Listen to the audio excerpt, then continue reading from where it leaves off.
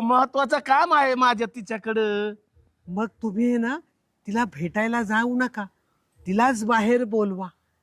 कारण कारण आतमध्ये खूप अंधार आहे ना, त्यात तुम्ही तिला दिसणार नाही ना, म्हणून म्हटलं.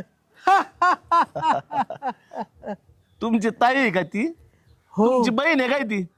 ताई बहीण हा हा जे शब्द आहेत ना हा हे समानार्थी शब्द आहेत. ताई आणि बहीण, बहीण म्हटल्यानंतर तुम्हाला ते कळलंच पाहिजे, किंवा ताई म्हटल्यानंतर पण तुम्हाला कळलंच पाहिजे.